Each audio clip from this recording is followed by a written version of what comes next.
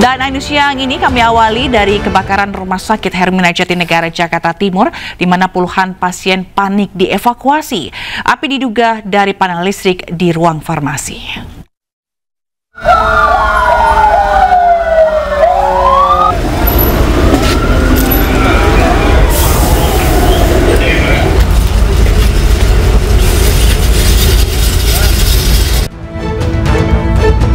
Puluhan pasien rawat inap panik berhamburan dievakuasi keluar saat terjadi kebakaran di Rumah Sakit Hermina Jatinegara, Rabu pagi. Asap pekat menyelimuti beberapa lantai gedung rawat jalan rumah sakit tersebut. Petugas damkar berusaha menyedot asap menggunakan alat khusus hingga berjibaku memadamkan api. Tak lama, api bisa dipadamkan, namun asap masih menyelimuti.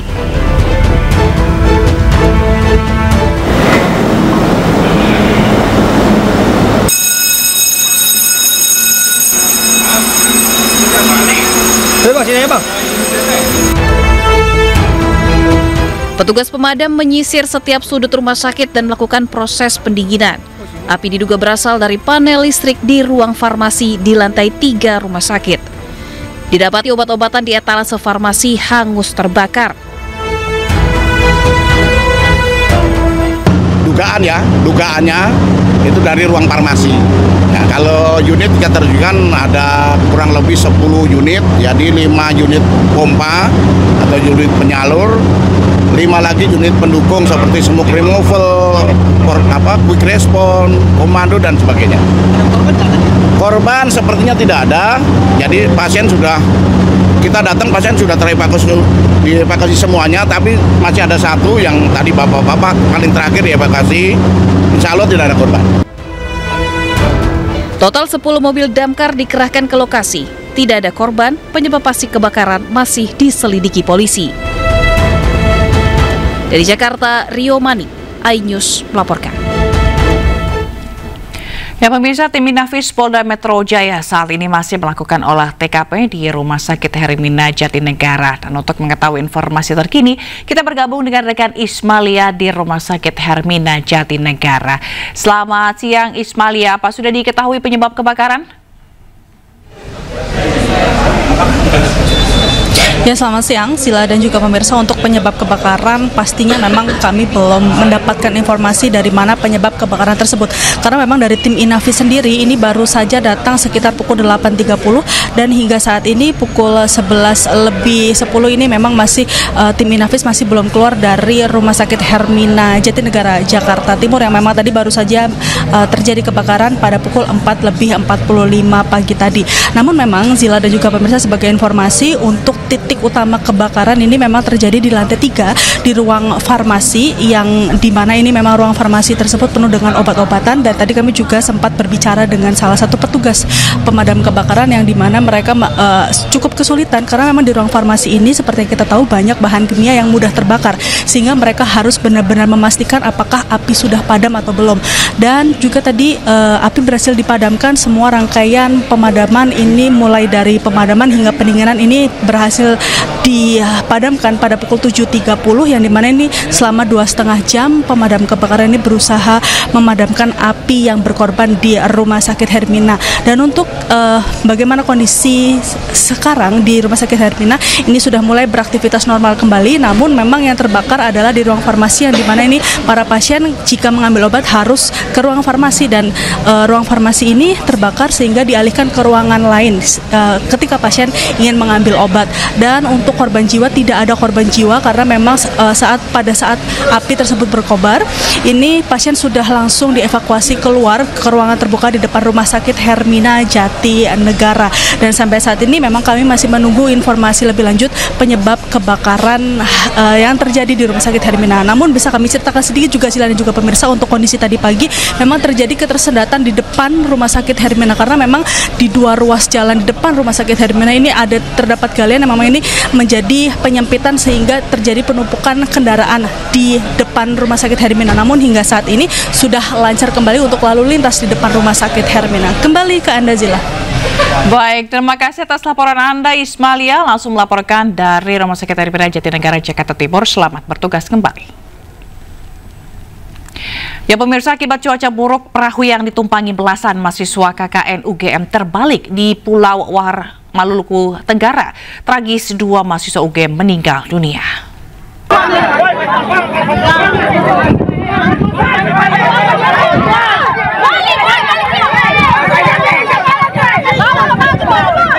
Berangkat dari Desa Debut menuju Pulau Wahar, longboat yang ditumpangi mahasiswa KKN UGM terbalik.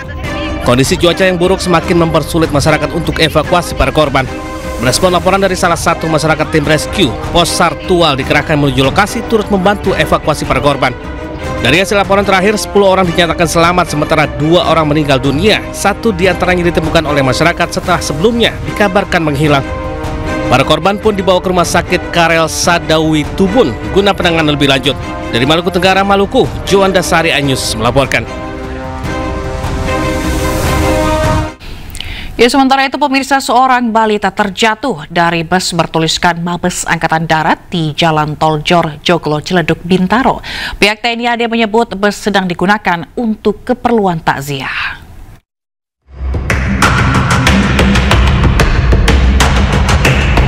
Seorang pengemudi yang tengah melaju di Jalan Tol Jor Joglo Ciledug Veteran Bintaro mengalami peristiwa tak terduga, di mana seorang balita tiba-tiba terjatuh dari sebuah bus yang ada di depannya.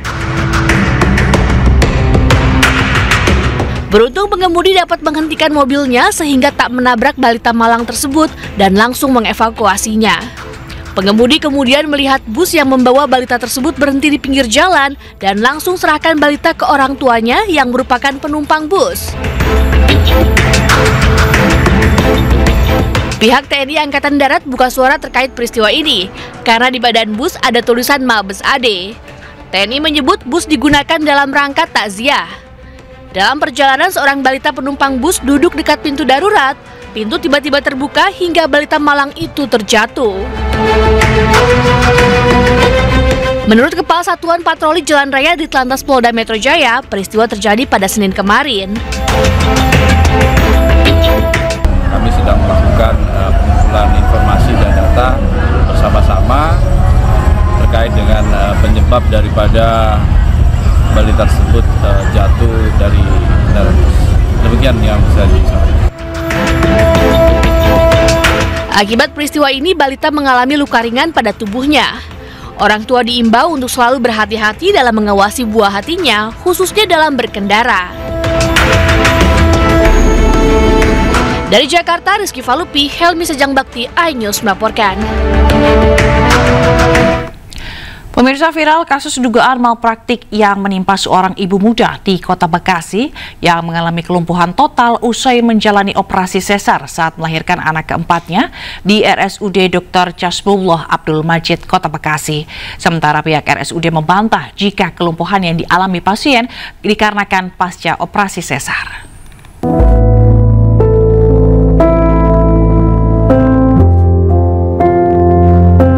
Rati Rainada hanya bisa terbaring di kasur lantai rumahnya di Kelurahan Pedurenan, Mustika Jaya, Kota Bekasi. Ibu muda 30 tahun ini lumpuh total usai operasi sesar anak keempatnya di RSUD Dr. Casbullah Abdul Majid 9 bulan lalu.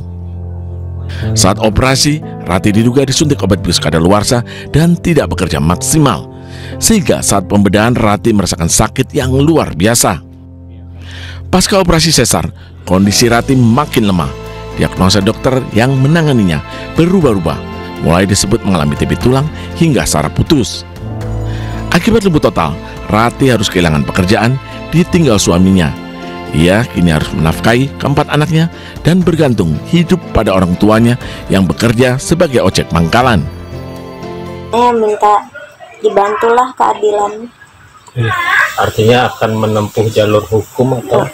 Iya. Biar ya keadilannya aja buat kita, buat anak-anak juga. Iya, ada tanggung jawab lah ya. Iya, betul Pak. Terkait dugaan malpraktek, pihak RSUD Dr. Casbullah Abdul Majid Bekasi membantah kelumpuhan akibat obat bius kadaluarsa. Pihak rumah sakit menyebut kondisi Rati akibat TB tulang belakang yang parah.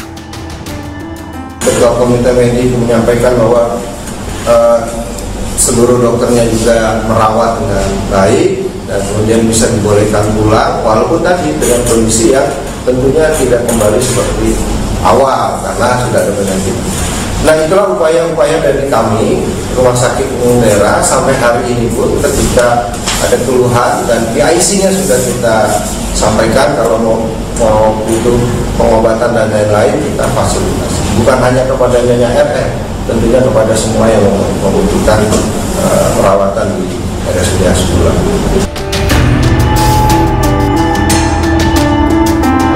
Terkait dugaan malpraktek, Pemkot Bekasi meminta RSUD melakukan investigasi dan memberikan fasilitas rehabilitasi sebaik mungkin agar pasien pulih. Dari Bekasi, Jawa Barat, Rahmat Hidayat, iNews melaporkan. Dari informasi lainnya, pemirsa, ratusan orang tua murid antri untuk mendaftar sekolah swasta gratis tingkat SMP di Kota Depok, Jawa Barat. Nantinya ada 2.500 siswa yang akan ditampung di 33 sekolah swasta gratis ini.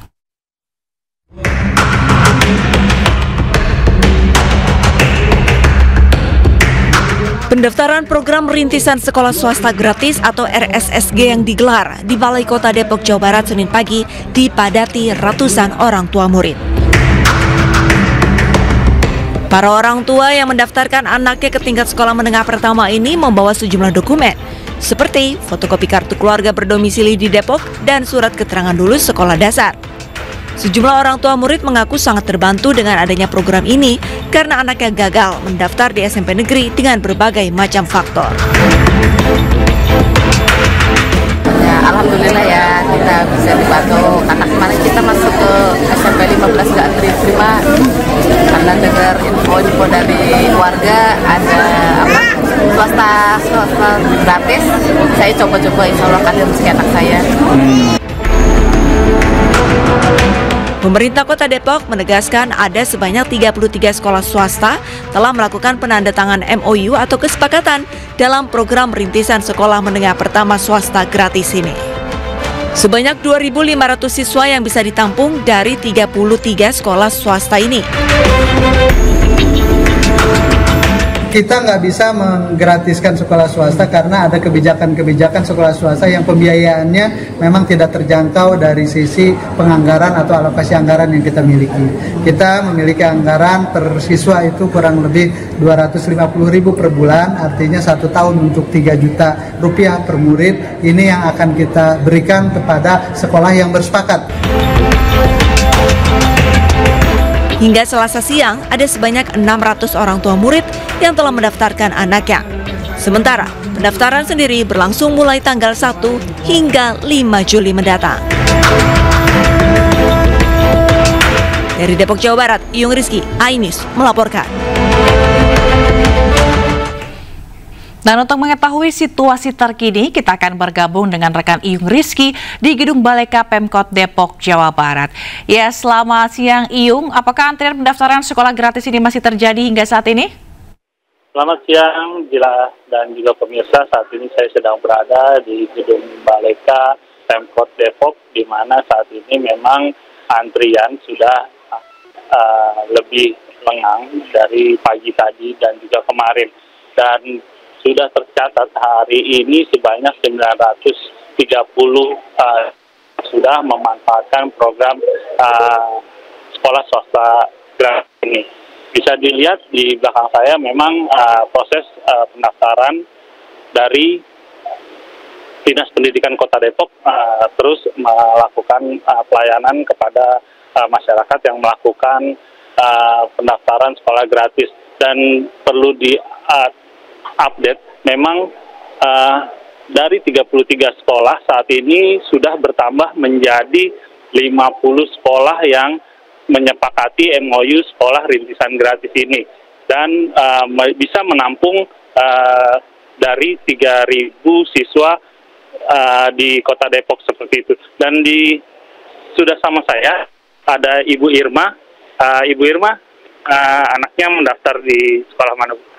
Ada sih ponakan anak saya udah lulus sekolah di SMP Fajar ke Cipayung, Kecamatan Pancaranas. Bu, apakah Ibu sudah melihat sekolahnya, fasilitasnya seperti apa sih? fasilitasnya bagus, maksudnya banyak sih, baiklah gitu. Maksudnya kan dari anak saya dari yang besar, yang nomor 2, nomor 3 di situ semua. Sekolahnya di situ di SMP Fajar gitu. Tidak kalah dengan fasilitas di sekolah negeri. Sama lah gitu. Maksudnya setara 11-12. Terus dekat-dekat rumah juga kan, dekat rumah. Dengan adanya program ini tanggapan Ibu seperti apa? Ya alhamdulillah sih, maksudnya bisa terjangkau lah gitu kan. Biasanya kan uang pangkal kan kalau saya belum lunas kan boleh kasih seragam. Jadi karena pas ada program ini ya alhamdulillah jadi bisa bayar, maksudnya bisa bayar semua, bisa ada seragamnya gitu. Terima kasih. Saya sama-sama. Ya pemirsa dan juga Jila, memang pemerintah Kota Depok sudah menganggarkan sebanyak 3 juta per tahun untuk satu siswa. Dan memang di kesempatan kali ini ada 2 sekolah yang sudah penuh dan memang tidak dibatasi untuk kriteria siswa, baik dari kalangan tidak mampu ataupun mampu bisa mendapatkan ke sekolah rintisan gratis ini. Itu Jila. Baik, terima kasih atas informasinya. Yung Rizky melaporkan langsung dari Depok, Jawa Barat. Selamat bertugas kembali. Ya pemirsa, Komisi 5 DPRD Jawa Barat ungkap pemerintah tengah mengkaji kurikulum muatan lokal pendidikan karakter, sehingga kedepannya tidak perlu lagi mengirim siswa bermasalah ke barak militer.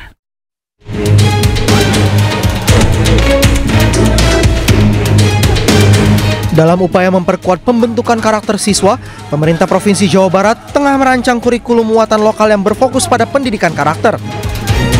Tidak hanya diisi dengan belajar bahasa Sunda, mulok ini rencananya akan mengangkat konsep pendidikan karakter yang dikembangkan mengacu pada nilai lokal Pancawaluya.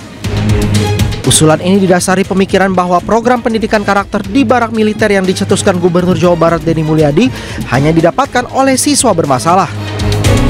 Sementara jika dimasukkan ke dalam kurikulum muatan lokal, maka bisa juga didapatkan seluruh pelajar di Jawa Barat. Distrik itu punya pemikiran bahwa apakah mungkin Pancawaluya ini bisa dimasukkan dalam kurikulum khusus, dalam hal ini mulok. Nah, kalau itu Dewan setuju. Kenapa? Kalau dia masuk dalam kurikulum, dia tidak berlaku hanya kepada siswa yang khusus saja, tetapi kan semua siswa di Jawa Barat juga kebagian. Sebelumnya maraknya kasus tawuran serta pelajar yang terlibat geng motor membuat KDM mengeluarkan aturan khusus untuk memiliterisasikan anak yang bermasalah. Program itu bertujuan membentuk karakter disiplin dan tanggung jawab. Kan kita ini dari dulu ngomongin geng motor nggak selesai-selesai. Anak-anak yang mengalami problem di rumah sehingga berdampak tidak sekolah tidak selesai. Hari ini kita akan merumuskan dengan para bupati wali kota. Nanti anak-anak yang orang tuanya sudah tidak sanggup lagi untuk mendidik, nanti akan kita wajib militerkan.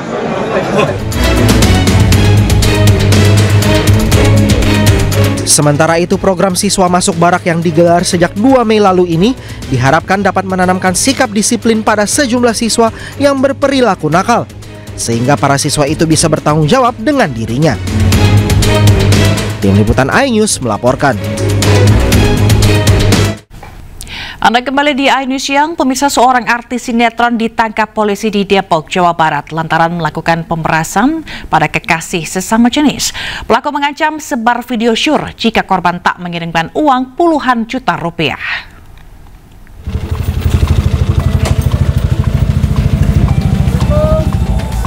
Petugas unit Reserse Kriminal Polsek Cempaka Putih, Jakarta Pusat mendatangi sebuah pos ronda di kawasan Depok, Jawa Barat. Pelaku MR, seorang pesinetron sekaligus pemain film layar lebar, dilaporkan atas tuduhan pemerasan. MR yang sempat kabur dari tempat kosnya akhirnya berhasil diringkus saat tengah bersembunyi di sebuah mobil rongsok tak jauh dari pos ronda. Pelaku ditangkap setelah dilaporkan oleh korban, pria yang menjadi kekasih pasangan sama jenis karena melakukan pemerasan. Dari hasil pemeriksaan polisi, motif MR nekat melakukan pemerasan lantaran cemburu melihat korban bercumbu dengan pria lain di depan matanya. Misalnya MR ini mengancam akan menyebarkan foto bugil dan video hubungan sejenis kedua terduga pelaku dan daripada si korban. Dia minta uang berapa itu? Kalau kerugian sih sekitar 20 juta. Akibat perbuatannya, tersangka dijerat dengan pasal 368 KUHP tentang pemerasan dengan ancaman hukuman 9 tahun penjara. Dari Jakarta Pusat, Rani Stone Sanjaya, iNews melaporkan. Kita ke informasi lainnya pemirsa terkait kasus ijazah palsu Jokowi. Roy Suryo CS menolak undangan klarifikasi penyidik Polda Metro Jaya pada Rabu. Dan dalam kasus pencemaran nama baik dan dugaan penghasutan mengenai ijazah Jokowi.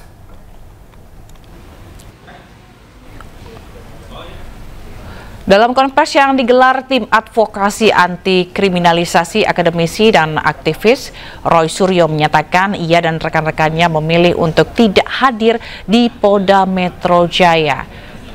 Alasan Roy Suryo tidak hadir karena ada masukan dari tim advokat yang menilai undangan klarifikasi bersifat tidak wajib. Namun Roy Suryo menegaskan pihaknya siap membantu polisi untuk gelar perkara khusus. Teman-teman sekalian, Assalamualaikum. Saya secara pribadi dan insya Allah bersama-sama dengan Pak Rizal Fadila, Bu Kurnia Triroyani, Dr. Rismon Hasildan Sianipar, kemudian juga Dr. Tifa dan Pak Prof. Egy Sujana, artinya orang-orang yang diundang besok saat klarifikasi pada hari Rabu di Polda Metro Jaya, kami sebenarnya siap 11.000 triliun %. Ya. Kami siap. Tapi kami sangat menghormati saran dan nasihat atau advice dari kuasa hukum kami. Karena secara hukum memang itu tidak perlu dihadiri. Tapi kami siap. Penegasan kami siap ini untuk menjelaskan bahwa kami menolak kalau besok ada narasi miring yang mengatakan kami ini mangkir. Tidak mangkir. Kami melakukan press conference hari ini itu sengaja untuk menjawab sebelumnya. Jadi bukan kami besok tiba-tiba tidak datang terus baru ngasih keterangan, bukan. Kita sudah jelaskan sebelumnya. Dan kami akan sampaikan juga pemberitahuan resmi kepada Polda Metro Jaya. Itu yang pertama. Yang kedua, kami justru lebih siap lagi pada hari Kamis lusa untuk membantu atau untuk membersamai tim pembela ulama dan aktivis dalam rangka gelar perkara khusus. Jadi clear ya. Jadi kami semuanya siap 11.000 triliun %, kata Bang Rismon, ya gitu. Ya, jadi itu clear supaya tidak ada narasi yang kemudian miring atau minat. Sementara dalam program Rakyat Bersuara iNews TV, pakar telematika sekaligus terlapor dalam kasus ijazah Joko Widodo, Roy Suryo, mengaku pernah diminta untuk berhenti menyelidiki ijazah Jokowi oleh Wakil Menteri Desa Pembangunan Daerah Tertinggal dan Transmigrasi periode 2023-2024, Paiman Raharjo. Sementara Paiman sendiri membantah terlibat dalam kasus ijazah Jokowi dan meminta namanya tidak dikaitkan karena merasa terganggu. Ya, kalau saya sih sebenarnya yang Pak Paiman itu apa? Ketemu dengan Prof. Paiman itu adalah ketika awal Mei yang lalu itu mendadak ada seorang yang memang saya kenal. Prof. Paiman itu kan dulu kan sempat jadi deputi di Kementerian Pemuda dan Olahraga. Mendadak ini nggak ada hujan, nggak ada angin ya. Kalau dalam bahasa Sri Mulatnya itu mak betunduk gitu. Tiba-tiba kirim WA ke saya dan mengatakan awalnya salam Mas Roy gini apa kabar ini. Nah, tapi di tengah-tengah dia bilang kalau saya diminta untuk menyetop kegiatan ilmiah saya tentang penelitian soal ijazah dan skripsi itu ya. Karena itu dia bilang saya sudah pegang yang asli gitu. Jadi loh kok saya kaget. Karena itu saya terima tuh pagi-pagi, saya lagi nyopir pagi-pagi, saya terima panjang banget, baru saya baca siangnya Mas Aiman. Dan ketika saya baca itu terus terang saya nggak nyaman. Karena dia bilang gini, dia bilang sudahlah Mas Roy, Anda harus minta maaf kepada Pak Jokowi. Saya bilang apa-apaan orang ini kok nyuruh saya minta maaf kepada Jokowi. Terus malah dia pada kalimatnya dia nulis gitu, bahwa kalau Anda tidak melakukan ini maka hidup Anda tidak akan tenang dan damai. Sorry saya potong Bang Iman. Silakan. Pak Paiman ingin berbicara. Oh, boleh di speaker nggak? Itu bagus tuh. Boleh di speaker. Pak Paiman tuh. Ini eksklusif nih. Silakan speaker lah. Coba silakan Pak. Silakan Pak Paiman. Pak Paiman. Ya, saya bicara aja sama Pak Iman, sebentar. Oke, silakan Pak Iman. Ini kita live ya Pak Iman. Silakan Anda mau menyampaikan ya, apa Pak Iman? Silakan Pak. Ya Mas Andi. Ya. Ini kita sedang live selamat Pak. Malam. Selamat malam, silakan Pak Iman. Ya, jadi begini, saya terpaksa ikut bicara ya, karena ini sangat merugikan saya, keluarga saya, anak saya pun sudah tidak mau sekolah, ya kan? Jadi gini, saya demi Allah sumpah mati nggak pernah yang namanya saya itu bikin ijazah Jokowi. Karena apa? Saya hidup selalu jujur. Saya itu orang kecil dari SMP, kemudian berjuang. Kalau saya nggak hidup bener, saya nggak mungkin dapat keberkahan sampai sekarang. Jadi gini, sekarang buktikan aja kalau memang saya dituduh, siapa yang bilang, terus kemudian ijazahnya bentuk yang dipalsukan seperti apa, dan siapa yang mengatakan saya di Matraman itu sampai 2017. Saya itu sampai 2002, 2003 saya itu sudah jadi Kaprodi, 2017 saya Direktur Pasca dan PLT Rektor. Jadi nggak mungkin lah saya itu membuat hal-hal seperti ini.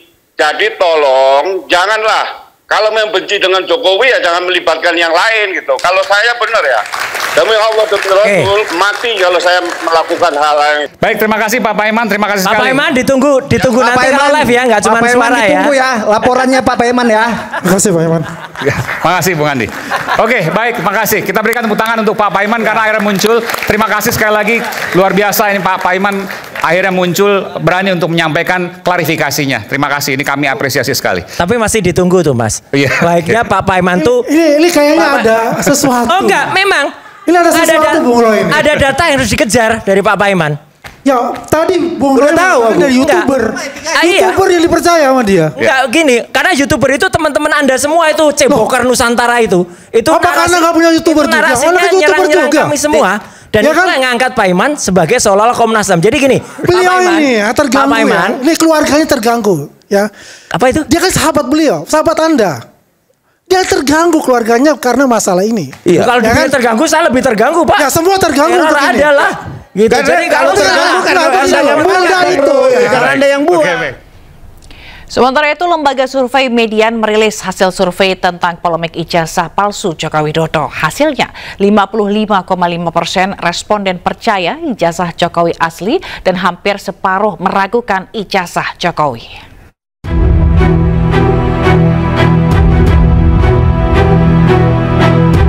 Lembaga Survei Median merilis hasil survei terkait polemik ijazah Presiden ke-7 Joko Widodo. Hasilnya, 55,5% masyarakat yakin ijazah yang dimiliki oleh Jokowi adalah asli. Survei ini digelar pada 12 hingga 18 Juni 2025 yang lalu, di mana ada 907 responden dari 38 provinsi yang terlibat. Metode survei dilakukan dengan menyebar kuesioner berbasis Google Form. Para responden diberi pertanyaan, akhir-akhir ini banyak berita tentang keaslian ijazah Joko Widodo. Menurut Anda, apakah ijazah Jokowi asli atau palsu? Hasilnya, kuesioner yaitu 14,4% menganggap ijazah Jokowi palsu, sementara 55,5% menilai ijazah Jokowi asli. Selain itu, ada 30,1% responden yang tidak menjawab atau tidak tahu. Tim Liputan iNews melaporkan.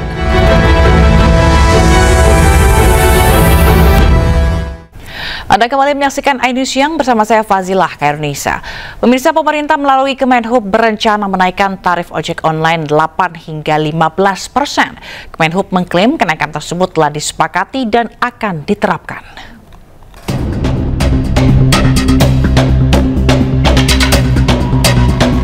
Wacana kenaikan tarif ojek online atau ojol kembali menghangat. Kementerian Perhubungan memastikan kajian terkait penyesuaian tarif ojol sudah memasuki tahap akhir. Kabar ini tentu jadi perhatian banyak pihak, mulai dari mitra pengemudi, aplikator, hingga pengguna layanan. Dalam rapat kerja dengan Komisi 5 DPR RI, Direktur Jenderal Perhubungan Darat Kemenhub, Aan Suhanan, mengatakan kenaikan tarif ini merupakan hasil kajian yang dilakukan secara mendalam dan berkelanjutan. Kenaikan yang diusulkan bervariasi, yakni antara 8 hingga 15% tergantung pada zona operasional.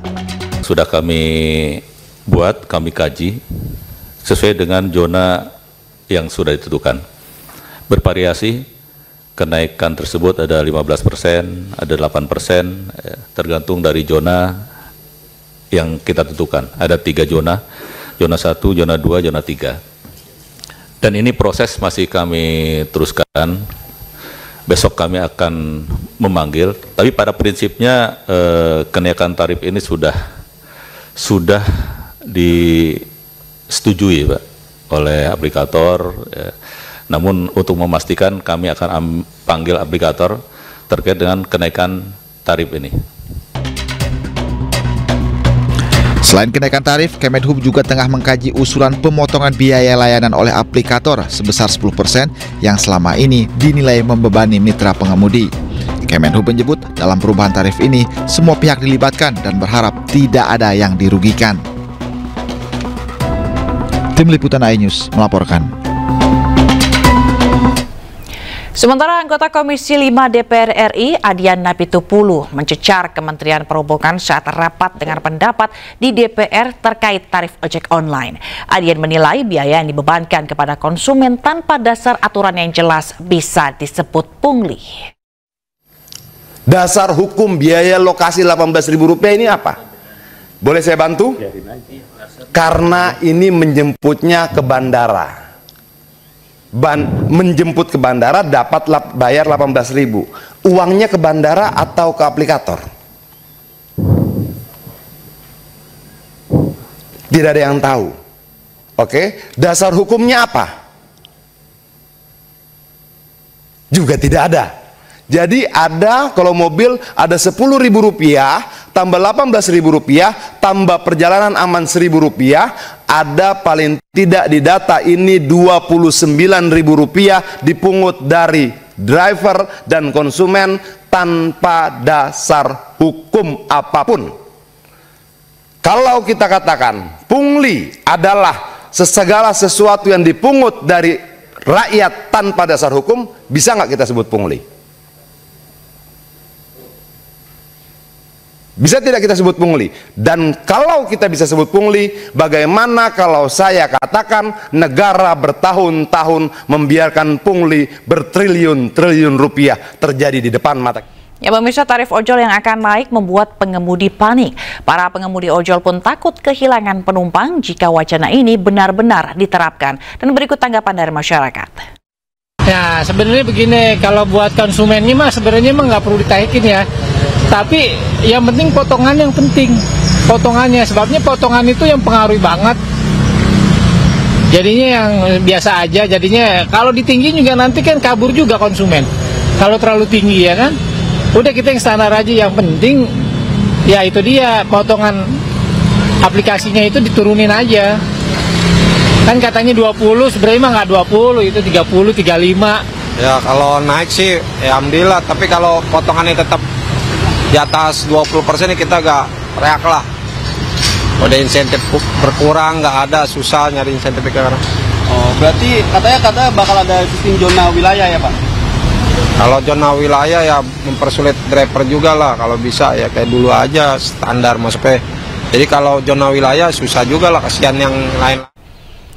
Pemirsa, Kejaksaan Agung melalui tim penyidik Jaksa Agung Muda Tindak Pidana Khusus melakukan serangkaian penggeledahan terkait kasus korupsi yang menyeret PT Sritex.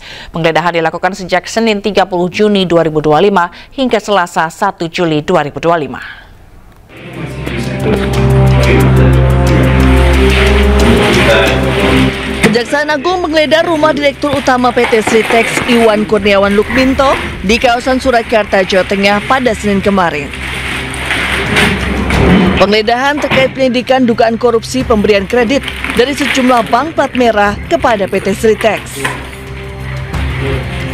Hasilnya, penyidik menyita uang tunai senilai 2 miliar rupiah. Selanjutnya, penyidik juga menggeledah rumah Direktur Keuangan Sritex Alan Moran Seviro dan rumah manajer Treasury Sritex di kawasan Surakarta. Tak hanya itu, penyidik juga menggeledah 3 kantor anak usaha Sritex, yakni PT Sariwarna Asli Textile Industry, PT Multi International Logistics, dan PT Senang Karisma Tekstil. Dari penggeledahan tersebut, penyidik menyita sejumlah dokumen dan barang bukti elektronik berupa flash disk. Di sisi lain, penyidik juga menggeledah kantor PT Sitex di kawasan Sukoharjo, Jawa Tengah. Dalam kasus ini, Sitex mendapat dana kredit dari Bank DKI dan Bank BJB senilai ratusan miliar rupiah. Namun, pemberian kredit tersebut diduga tidak sesuai dengan ketentuan. Tim Liputan iNews melaporkan. Mahkamah Agung menolak kasasi yang diajukan pengusaha Harvey Mois dalam kasus korupsi pengelolaan timah 300 triliun rupiah. Harvey tetap divonis 20 tahun penjara. Vonis tersebut diputus Hakim Agung Duyarso Budi Santiarto bersama anggotanya Arison Mega Jaya dan Ahmad Setio Pujoharsoyo Rabu 25 Juni lalu. Perkara saat ini sedang dalam proses pengarsipan berkas perkara dan Harvey tetap divonis 20 tahun penjara. Dalam perkara ini, Harvey Mois dinyatakan bersalah melakukan korupsi secara bersama-sama terkait pengelolaan tata niaga komoditas timah di wilayah izin usaha pertambangan PT Timah Tbk pada tahun 2015-2022 yang menyebabkan kerugian negara sebesar 300 triliun rupiah.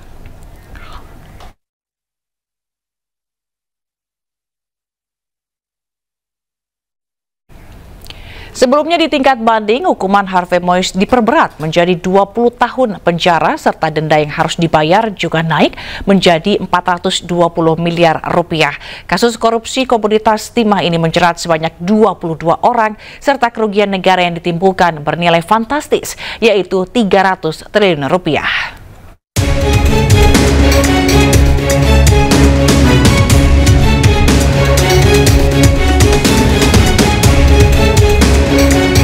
Pengadilan Tinggi Jakarta memperberat vonis pengusaha yang juga suami publik figur Sandra Dewi Harvey Mois dalam kasus korupsi timah dari yang sebelumnya 6,5 tahun penjara menjadi 20 tahun penjara.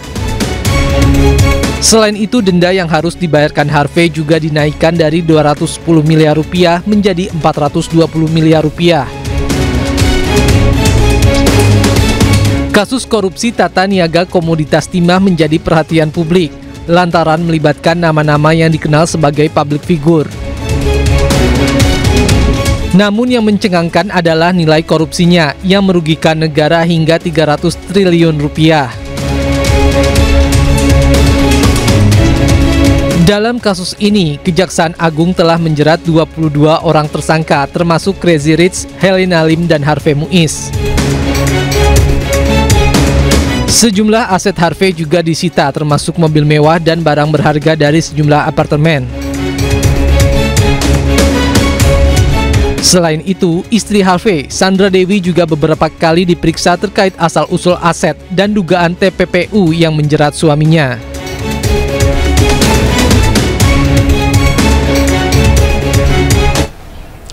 Komisaris PT Persib Bandung bermartabat Umuh Mukhtar menolak menerima bonus 1 miliar dari ASN Jawa Barat yang diperintah oleh Gubernur Jawa Barat Deddy Mulyadi. Menurutnya bonus yang dijanjikan tidak sesuai janji.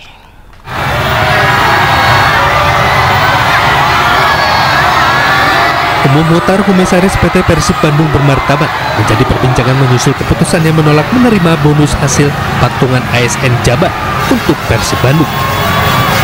Uang hasil patungan PNS Jabar untuk bonus itu diberikan kepada pemain Persib yang mempertahankan gelar juara Liga 1 atau back-to-back juara. Menurut Umuh Mukhtar, penolakan dilakukan karena bonus yang diberikan tak sesuai dengan janji yang sempat diumumkan.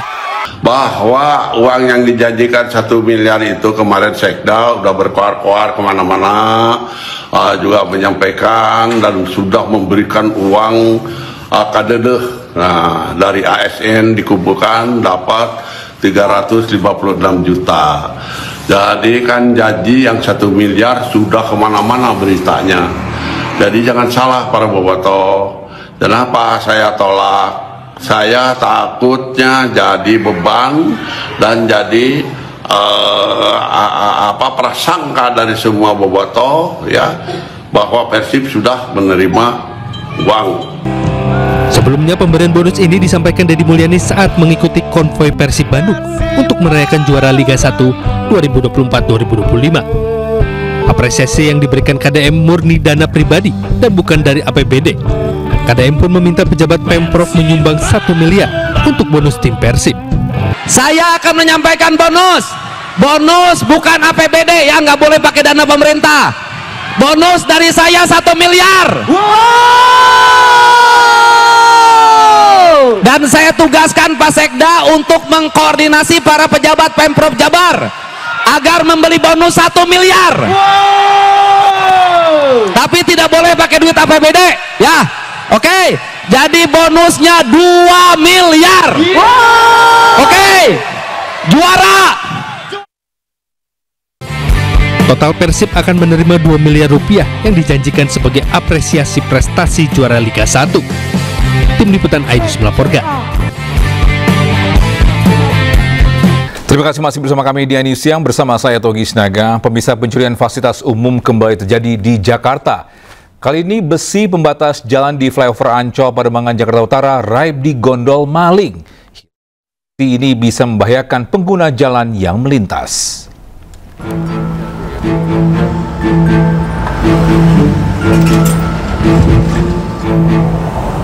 Inilah kondisi sebagian besi pembatas yang hilang di flyover Ancol Pademangan Jakarta Utara. Besi pembatas yang hilang ini berada di sisi kanan jalan layang dari arah Kemayoran menuju Ancol maupun Tanjung Priuk. Dilihat dari posisinya, besi pembatas ini sangat vital bagi keselamatan pengendara yang melintas. Pasalnya, posisinya berada di turunan flyover dengan tikungan tajam.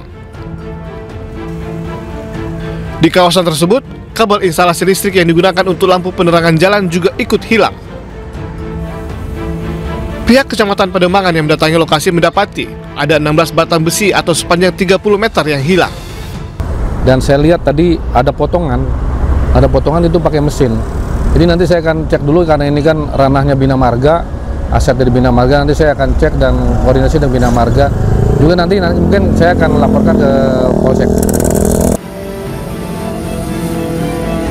Kasus hilangnya besi di fasilitas umum memang kerap terjadi. Sebelumnya, sejumlah plat besi di halte bus Transjakarta di Jalan Lejen MT Haryono, Kramat Jati, Jakarta Timur hilang. Plat besi di jembatan penyeberangan orang yang menghubungkan halte juga ikut hilang. Dari Jakarta, Sofyan Firdaus, iNews melaporkan.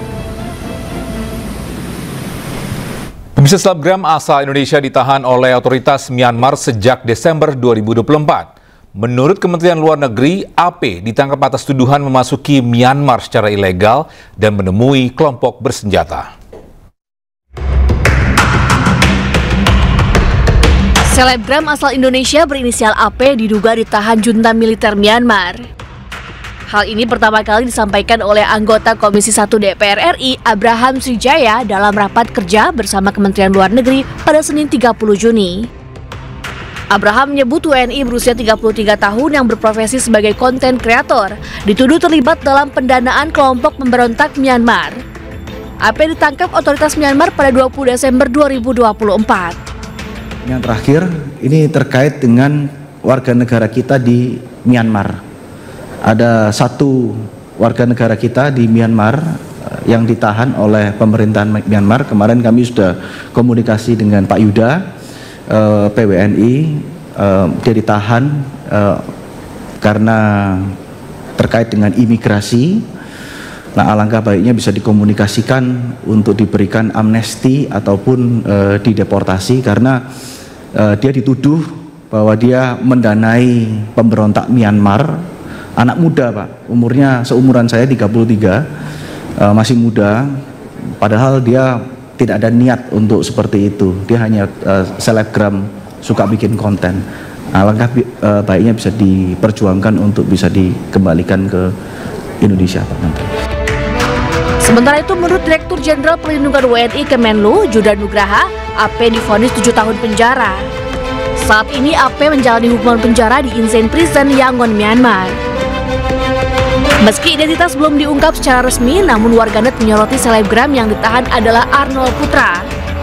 Akun Instagram Arnold dibanjiri pertanyaan dari netizen yang mempertanyakan kebenaran kabar penahanannya. Sementara itu, Kementerian Luar Negeri dan KBRI Yangon akan terus memonitor kondisi AP selama menjalani hukuman penjara. Tim Liputan iNews melaporkan. Kita beralih ke Jawa Timur, di mana dua pelaku penipuan di toko emas di Sidoarjo diamuk warga. Keduanya ketahuan akan menukar emas palsu dengan emas asli.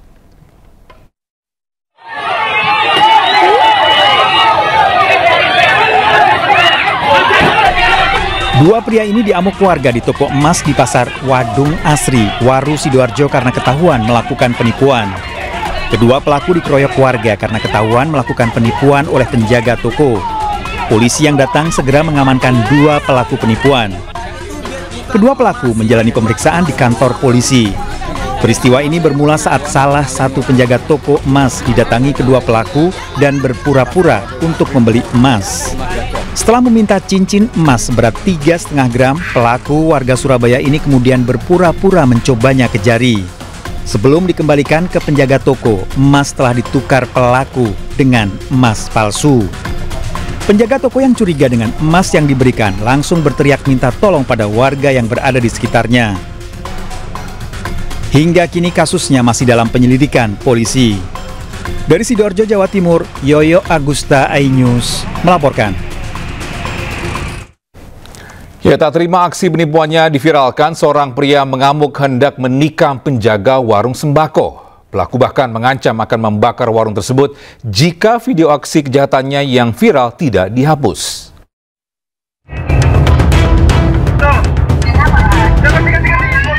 Seorang pria yang diduga pelaku penipuan mengamuk di sebuah warung sembako di Kelurahan Batulo, Kota Bau-Bau, Sulawesi Tenggara.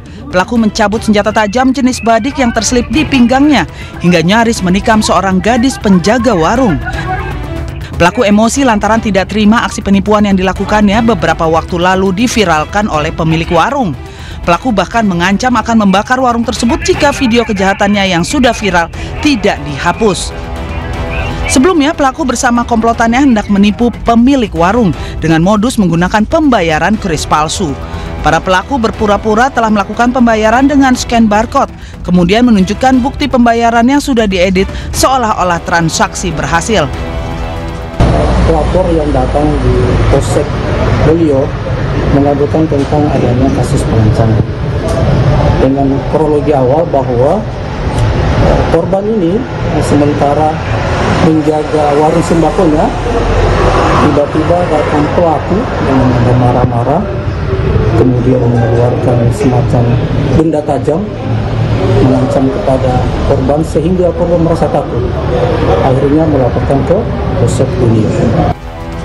Namun upaya penipuan tersebut diketahui pemilik warung dan diviralkan di media sosial.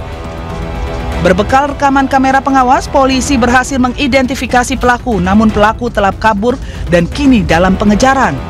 Dari Kota Bau-Bau, Sulawesi Tenggara, Andi Eba, iNews melaporkan.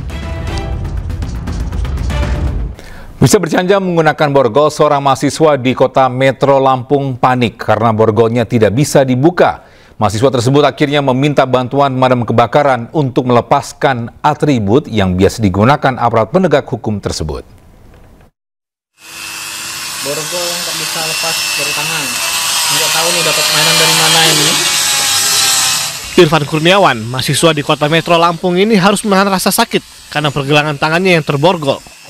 Karena tidak bisa terbuka dan panik, Irfan akhirnya mendatangi kantor pemadam kebakaran Kota Metro. Borgolnya sudah berkarat ya. Petugas awalnya menggunakan gerinda kecil untuk memotong borgol tersebut.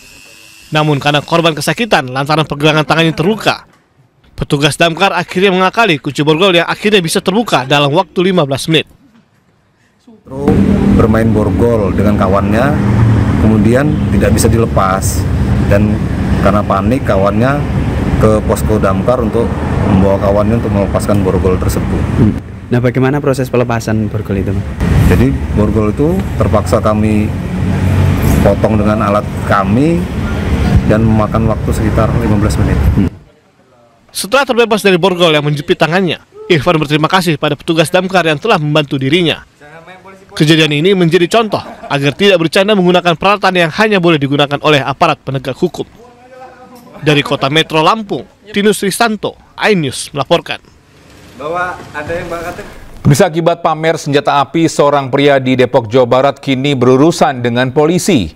Tak hanya itu, pelaku juga mengaku-ngaku sebagai anggota Ring 1 Istana Presiden. Nembak gua. Bukan gua sebenarnya tembak gua. Bukan wilayah saya gitu loh. Iya tahu. Saya menyampaikan Pak Padli. Saya nggak megang nomor Pak Padli. No, Jabidi megang. Dalam rekaman video yang viral di media sosial, seorang pria sedang berdebat dengan warga terkait sengketa lahan. Pria ini tiba-tiba menunjukkan benda yang diduga senjata api dari balik bajunya. Tidak hanya itu, ia juga mengaku sebagai anggota Ring 1 Istana Presiden. Perselisihan antara kedua orang ini terjadi akibat pelaku memindahkan barang-barang milik seorang warga yang berada di dalam rumah karena rumah tersebut akan digusur Satpol PP.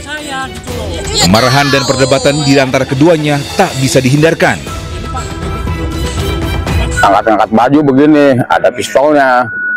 Iya, ngasih unjuk. Iya, ngasih unjuk. Ya, seolah saya juga panik juga, Pak. Udah kok ini ngangkat baju ada pistol, saya panik, Pak. Saya rasa ngeri juga. Ya, ada apa nih kalau sampai begini gitu. Polisi memastikan pelaku tidak mengarahkan senjata ke warga. Ya, saat ini memang masih dalam pendalaman.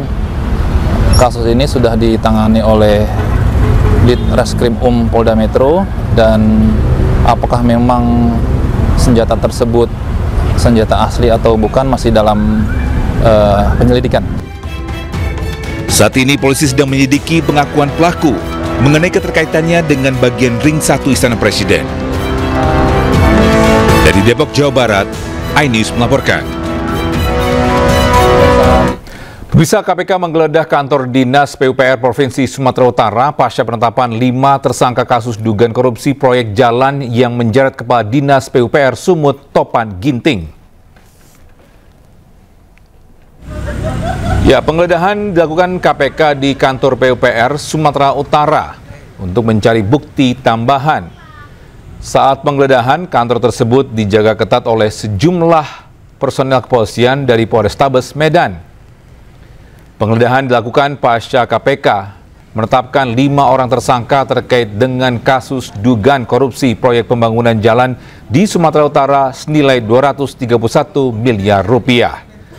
Penggeledahan dilakukan sejak pukul 1 Selasa siang.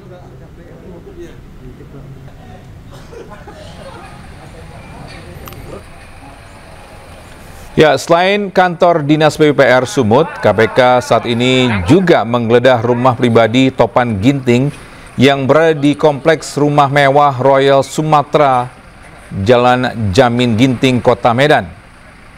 Tim penyidik KPK dikawal 8 personel Polrestabes Medan bersenjata lengkap tiba di lokasi sekitar pukul 10 pagi tadi. Penggeledahan terkendala karena pintu rumah terkunci.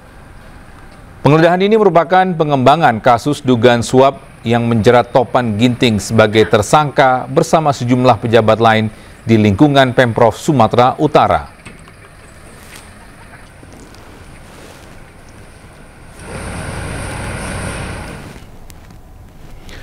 Dan untuk mengetahui informasi terkini dari penggeledahan rumah Kadis PUPR di Medan, kita sudah bergabung dengan jurnalis iNews Bobby Pakpahan di Medan, Sumatera Utara. Selamat siang Bobby, apakah penggeledahan masih berlangsung hingga saat ini? Ya, hingga saat ini penggeledahan masih terus berlangsung dilakukan petugas KPK yang dikawal oleh sejumlah petugas Polrestabes Medan bersenjata lengkap. Tadi petugas sempat terhalang saat hendak masuk ke lokasi karena memang lokasi rumah dalam keadaan terkunci hingga petugas sempat menunggu lama di luar pagar dan akhirnya memanggil petugas juru kunci untuk membongkar paksa gerbang agar petugas bisa masuk ke dalam rumah. Jadi saat ini petugas sudah berhasil masuk ke dalam rumah dan melakukan penggeledahan dengan tetap dikawal oleh pihak kepolisian. Untuk saat ini, petugas KPK sendiri belum memberikan keterangan resmi seputar penggeledahan ini. Namun, wartawan sempat tidak diizinkan masuk ke lokasi perumahan mewah Royal Sumatera dan sempat tertahan di pos keamanan Satpam. Namun, setelah beberapa saat petugas melakukan penggeledahan, barulah para rekan-rekan jurnalis diizinkan masuk. Untuk update selanjutnya saya akan memperlihatkan langsung seperti apa kondisi petugas KPK yang sedang melakukan penggeledahan saat ini.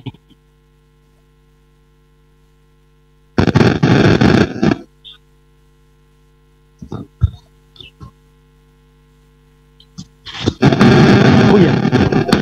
Boleh diketahui ada berapa petugas saat ini yang dikerahkan untuk penggeledahan rumah tersangka?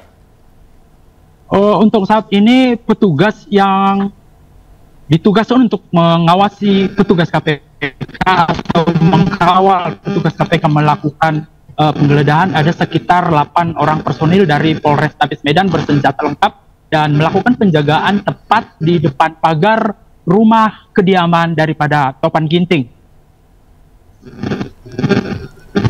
Apakah ada informasi mungkin apa saja barang yang disita oleh KPK, Bobby? Sampai saat ini petugas KPK sendiri masih berada di dalam daripada Topan Ginting dan belum memberikan keterangan, dan mereka juga tidak terlihat bila kita seperti yang saya ambil sekarang ini dari luar pagar, petugas tidak terlihat melakukan penggeledahan karena mereka juga menutup semua pintu ataupun jendela. Demikian. Baik, terima kasih Bobby Pakpahan atas informasi. Nanti kita akan update lagi. Selamat bertugas kembali rekan Bobby. Ya, terima kasih masih bersama kami di iNews Siang. Bisa Presiden Prabowo Subianto tiba di Jeddah, Arab Saudi Selasa malam waktu setempat. Kunjungan kenegaraan ini dilakukan juga untuk membahas evaluasi pelaksanaan haji 2025.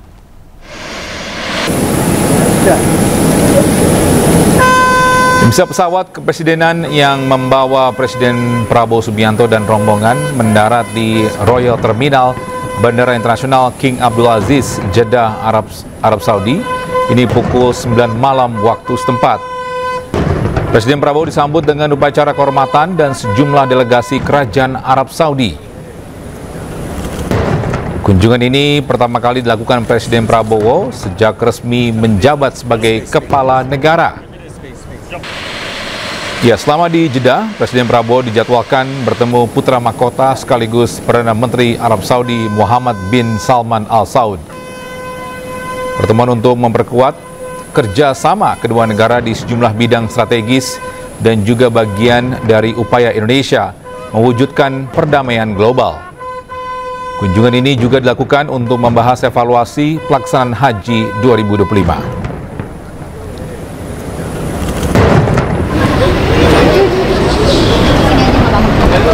Ya, setiba di hotel, Presiden Prabowo disambut puluhan pelajar lengkap menggunakan seragam sekolah dasar khas Indonesia. Presiden Prabowo menyalami satu persatu pelajar yang menyambutnya dan bersuah foto bersama.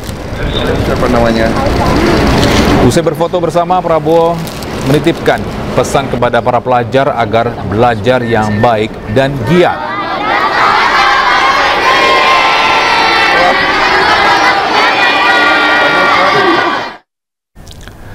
Pemirsa, tata kelola keberangkatan haji Indonesia disoroti oleh pemerintah Arab Saudi. Arab Saudi mengancam akan mengurangi kuota haji jika pengelolaan tidak segera dibenahi.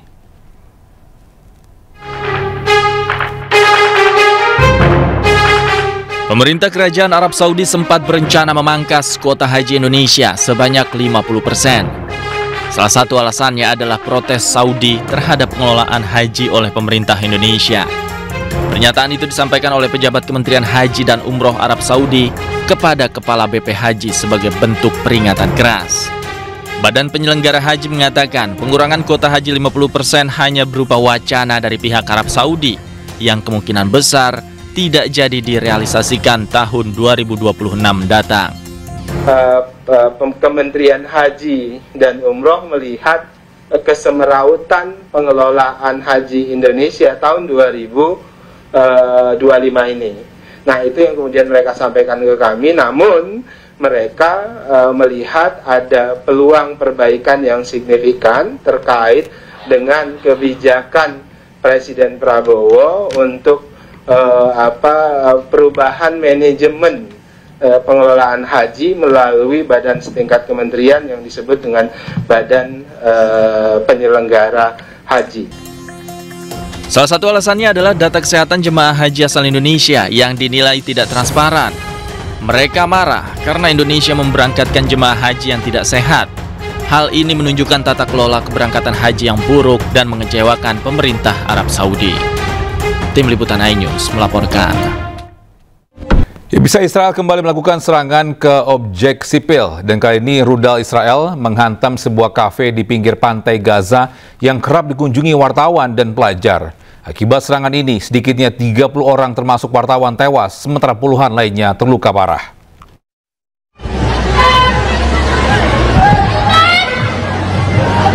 Serangan mematikan menghantam kafe Al-Baka, sebuah kafe di pinggir pantai Gaza pada Senin pagi waktu setempat.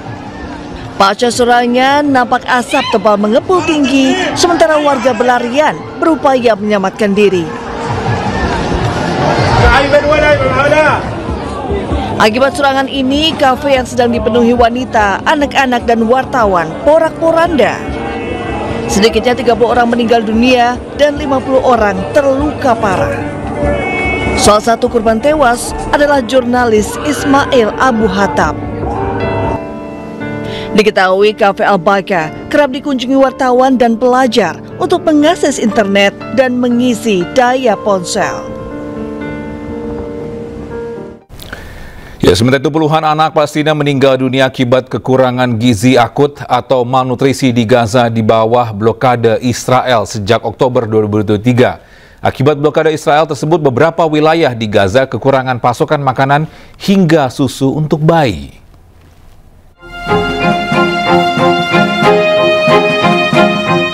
Puluhan anak Palestina meninggal dunia akibat kekurangan gizi akut atau malnutrisi di Gaza di bawah blokade Israel sejak Oktober 2023. Akibat blokade Israel, beberapa wilayah di Gaza kekurangan pasokan makanan hingga susu untuk bayi.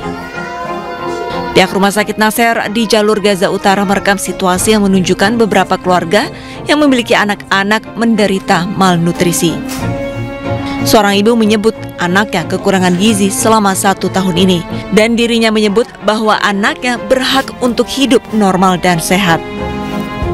بنتي تعبانه لها سنه في الحاله هذه بس اكثر شيء الاسبوعين هذول الحاله تبعتها ساءت بالزياده الحين بطلت تاكل ولا تشرب الا على الحليب. Sementara seorang ibu bernama Najiyah menyebut anaknya yang berusia 7 bulan sangat kekurangan berat badan. Sementara berat badan anaknya seharusnya 5 hingga 6 kilogram. ابني تعب امبارح وجبته دغري على المستشفى صار وجهه اصفر وصار زي الخرقه وجبته دغري على المستشفى يعني وميزانه بقدرش يطلع عن اكثر 2 كيلو 2 كيلو يعني عمره 7 شهور 2 كيلو حقيقته عمره وميزانه 6 كيلو. Pihak Rumah Sakit Nasser Medical Complex menyebut sejauh ini rumah sakit telah menerima 500 pasien kekurangan gizi. Perharinya rumah sakit menerima 5 hingga 10 kasus baru setiap hari. بالنسبة لحالات سوء التغذية تم إحصاء حتى هذه اللحظة 500 حالة سوء تغذية في مجمع ناصر الطبي. طبعا قسم سوء التغذية الآن يعني بالكامل الأسرة مشغولة بحالات سوء التغذية. كل يوم هناك ورود ل5 إلى 10 حالات جديدة. كل شهر هناك زيادة 150% عن الشهر السابق بالنسبة لحالات سوء التغذية. عدد الحالات الوفاة يقارب ما بين 60 إلى 70 نتيجة سوء التغذية منذ بدء الحرب. Menurut UNICEF, sejak awal tahun hingga Mei 2025, dalam 150 hari, rata-rata 112 anak per hari dirawat untuk kekurangan gizi di Gaza, dengan total yang dirawat mencapai 16.736. Gencatan senjata antara Iran dan Israel masih dalam kondisi rapuh. Presiden Iran dalam pernyataan terbarunya mengancam akan membalas setiap serangan musuh terhadap negaranya.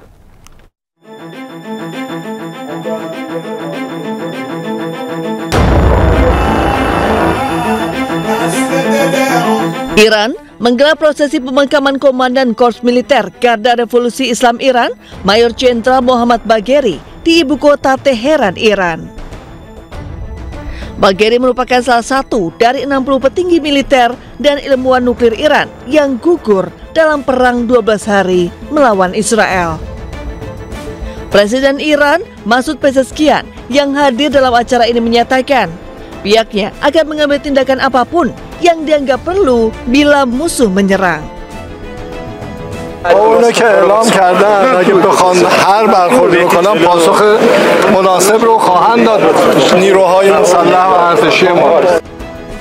Sementara itu, Perdana Menteri Israel Benjamin Netanyahu dijadwalkan bertemu dengan Presiden Amerika Serikat Donald Trump di Washington DC pekan depan. Pertemuan dijadwalkan membahas isu seputar Iran, Gaza, Suriah, dan tantangan lain di Timur Tengah. פגישות עם ראשי הקונגרס והסנאט ופגישות ביטחוניות שאני לא אפרט כאן. הדברים האלה באים בהמשך לניצחון הגדול שהשגנו במבצע עם כלבי. Iran dan Israel terlibat perang sengit selama 12 hari. Kedua pihak berhenti saling serang setelah Israel menerima proposal gencatan senjata yang diusulkan Presiden Trump. Namun sebaliknya, hingga kini Iran tidak pernah mengumumkan secara resmi menerima proposal gencatan senjata yang diinisiasi Amerika Serikat tersebut. Bisa untuk membahas lebih lanjut, kita sudah terhubung dengan pengamat Timur Tengah Hasbullah Satrawi. Selamat siang, Pak Hasbullah. Siang, Mas Togi. Gimana kabarnya siang hari ini, Pak? Alhamdulillah sehat, Mas Togi. Baik, Pak Hasbullah, ini dari pernyataan Presiden Iran sempat menyatakan bahwa mengancam dan akan membalas setiap negara yang menyerang Iran. Ini apakah ini menjadi indikasi gencatan senjata Iran dan Israel ini masih rapuh atau tidak? Ya, sebenarnya kalau kita ingin melihat rapuh tidaknya gencatan senjata antara Iran dengan Israel, menurut saya tidak semata-mata hanya dilihat dari pernyataan dari kedua belah pihak, terutama dari Iran, melainkan dari fakta-fakta lapangan, terutama setelah perang 12 hari. Salah satu di antara fakta yang sangat menentukan gencatan senjata ini adalah rawan, karena Iran dengan Israel itu tidak merasa lemah. Iran dan Israel itu tidak merasa kalah. Dengan kata lain, dua negara ini secara faktual itu menunjukkan dirinya punya kemampuan yang tidak bisa dianggap remeh. Iran bisa membalas serangan Israel, sementara Israel juga bisa melakukan serangan kepada Iran. Nah, oleh karena itu, kalau kita lihat dari prinsip itu, perang dengan antara Israel dengan Iran sebenarnya dari dulu adalah kekhawatirannya atau bahayanya berada dari pihak Israel, karena kalau Iran berada di posisi defensif. Jadi kalau Israel menyerang, maka Iran akan membalas serangan itu. Nah, itulah sisi kerawanannya. Sekarang kapan kira-kira Israel akan menyerang lagi, maka itulah yang akan menjadi momen perang itu akan terjadi. Demikian, Mas Togi. Ya, tapi menurut Pak Hasbullah, apakah ada kemungkinan Israel akan menyerang lagi kah atau tidak? Kalau dilihat dari perkembangan ini sudah hari ke-9 dan dalam hitungan kurang lebih 197 jam setelah gencatan senjata diberlakukan per 24 Juni kemarin, maka menurut saya minimal gencatan senjata ini akan masih bisa bertahan minimalnya seumur perangnya lah 12 hari ke depan atau mungkin malah lebih lama menurut saya ya. Dan kita lihat perkembangannya sekarang sebenarnya kedua belah pihak, terutama Iran dan Amerika, itu sama-sama memberikan opsi diplomasi dan perundingan. Walaupun memang titik kompromi daripada diplomasi dan perundingannya itu belum ketemu. Misalkan ya, dari pihak Iran itu mengatakan bahwa tidak akan ada diplomasi tanpa adanya jaminan tidak ada serangan dari Amerika maupun dari Israel. Ini wajar menurut saya Iran memberikan ketentuan itu karena ketika Israel menyerang pada 13 Juni atau bahkan Amerika melibatkan diri dalam serangan 22 Juni, sebenarnya saat itu Iran sedang berada dalam perundingan, baik dengan Amerika dalam konteks tanggal 13 ataupun dengan perwakilan Uni Eropa pada konteks serangan 22 Juni. Tapi kenyataannya di saat Iran berunding pun ternyata selalu ada serangan. Nah, oleh karena itu sangat dipahami kalau Iran mematok harga pasti atau kondisi pasti, perundingan hanya akan dilakukan kalau ada komitmen dari pihak Amerika atau pihak manapun bahwa serangan tidak akan dilakukan pada saat perundingan berlangsung. Ya, kalau tadi Pak Hasbullah sudah menyatakan bahwa selama proses ini kan, perang ini kan mereka dalam perundingan ya, namun Amerika kan menyerang itu Iran kan dalam proses perundingan. Berarti bisa dibilang pun juga belum bisa untuk memegang kesepakatan antara Amerika juga dong? Iya, saya melihat dari awal perang ini itu kartu strategi dua tangan yang memang dimainkan oleh Presiden Trump. Di satu sisi Presiden Trump mendorong adanya perundingan, tapi di sisi lain Presiden Trump mendukung atau malah melakukan langsung aksi ataupun serangan intervensi militer. Nah, oleh karena itu saya melihat ketika Iran sekarang hati-hati, sama dengan Iran sebenarnya tidak ingin terjatuh dalam jebakan permainan dua kartu Trump untuk ketiga kalinya. Dan saya melihat sebenarnya dari sisi Iran pun itu memberikan komitmen untuk melakukan perundingan, walaupun di dalam konteks dua kejadian atau dua krisis yang sudah terjadi, maka saya yakin jangankan Iran, kita pun atau masyarakat dunia pun akan memahami secara lebih hati-hati apakah itu betul perundingan murni atau justru pada waktu yang bersamaan akan dilakukan sebuah serangan secara sepihak seperti dilakukan dalam konteks tanggal 13 Juni, Mas. Oke, betul juga kan ada berita ketika sudah dimulainya gencatan senjata ini. Terus habis itu Israel menyatakan bahwa mereka menang dalam peperangan ini. Apakah bisa dibilang Israel menang dari perang ini?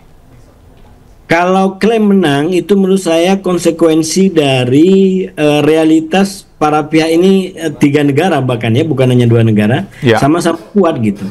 Jadi ini kan sebenarnya perang ini dihentikan dengan logika atau dengan dalam keadaan Israel dan Iran terutama tidak dalam keadaan lumpuh atau tidak dalam keadaan kalah.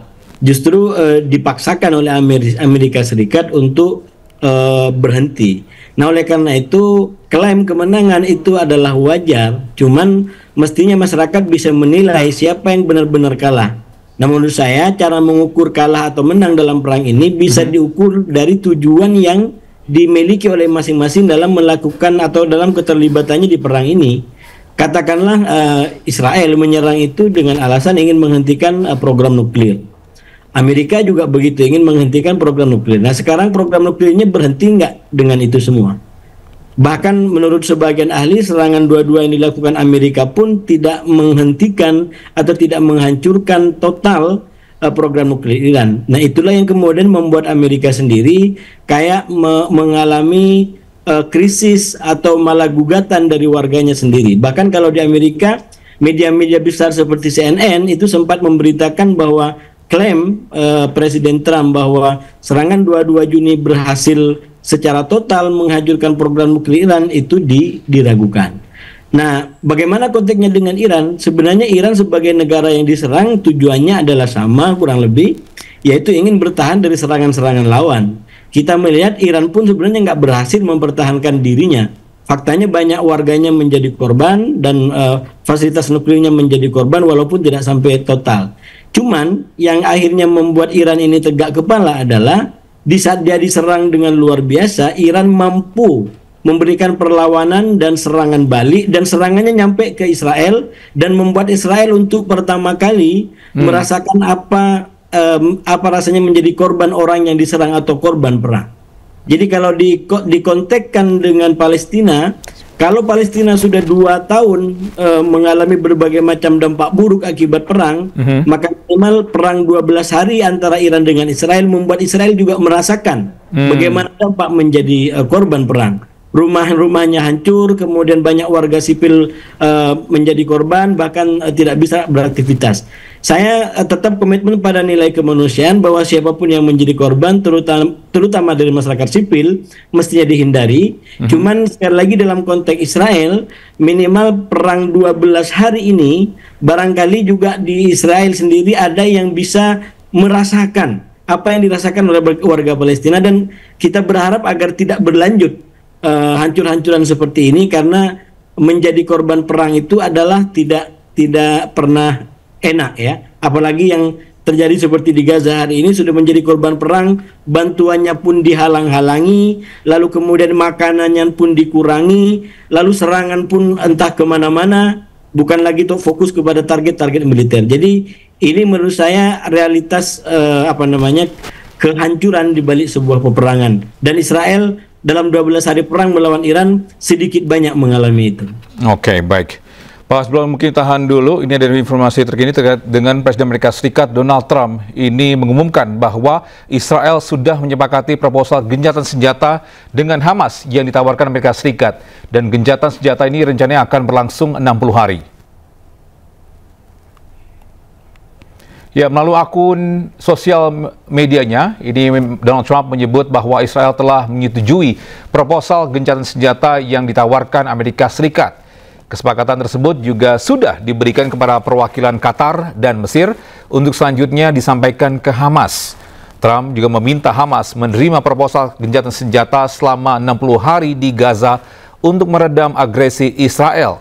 Nah, jika Hamas menolak, Trump juga mengatakan bahwa semuanya akan menjadi lebih buruk. Nah, ini terkait dengan hal tersebut, Pak Hasbullah, ini bagaimana dengan tanggapan Bapak, Pak? Iya, kalau ini dikaitkan dengan pembahasan Iran sebelumnya, sebenarnya saya sudah mencatat atau bahkan mengendus adanya upaya ini pada saat Donald Trump mengumumkan gencatan senjata dalam konteks Iran dan Israel. Artinya bagi Amerika Serikat ini sebuah momentum, sebuah keadaan yang memang didorong dengan sangat kuat, terutama dengan Trump, walaupun dengan gayanya yang sangat khas dan tidak bisa diduga, walaupun mungkin juga gayanya pun kontroversial dan tidak semua orang suka gitu. Tapi saya membaca memang Trump mendukung atau mendorong para pihak termasuk di Gaza agar masuk juga dalam gencatan senjata. Walaupun memang sekali lagi kalau dibaca dalam konteks Gaza agak berbeda dengan konteks Iran, karena dalam konteks Gaza Trump ini sampai menggunakan kayak semacam kartu pembelaan diri kepada Netanyahu sebagai salah satu pelaku inti dalam perang ini atau aktor inti dalam perang ini, yaitu meminta pengadilan Israel untuk tidak melanjutkan proses hukumnya kepada Netanyahu. Ini kayak semacam kartu truf yang dimainkan oleh Trump untuk memaksa Israel, memaksa Netanyahu agar mau setuju dengan gencatan senjata atau menghentikan perang dalam konteks Gaza. Dan kalau ini terjadi, dan sejauh ini menurut saya arahnya ke sana, karena ketika Trump meminta pengadilan Israel tidak melanjutkan proses hukum Netanyahu, itu tidak ada penolakan atau basa-basi dari Netanyahu gitu ya. Malah kayak justru diam seperti adik yang dibela oleh kakaknya. Dan ini menurut saya menunjukkan bahwa memang itu adalah keinginan dan rahasia di balik kebijakan perang yang selama ini diambil oleh Netanyahu. Artinya apa? Netanyahu berperang dalam konteks Gaza, bahkan berperang dalam konteks Iran, karena dia tidak punya pilihan. Kalau dia berhenti dia perang, maka dia satu akan diproses secara hukum oleh pengadilan Israel yang sedang memproses kasusnya dalam konteks korupsi. Bahkan kalau dia berhenti berperang, dia akan kehilangan pemerintahannya, karena pemerintahannya didukung oleh orang-orang ekstrim yang logikanya atau soliditasnya hanya ditentukan manakala Netanyahu tetap berperang. Dan Trump masuk coba ingin memberikan pilihan lain bagi Netanyahu, bahwa Netanyahu bisa keluar dari tekanan ini, yaitu dengan cara minta kepastian bahkan garansi dari pengadilan Israel untuk tidak melanjutkan proses hukum terhadap Netanyahu. Pak Hasbullah, ini juga Trump pun juga mendesak agar Hamas pun juga sepakat dengan proposal gencatan senjata. Jika tidak atau mungkin tidak setuju, ini akan diperparah. Apakah Hamas pun juga akan setuju dengan proposal dari Donald Trump?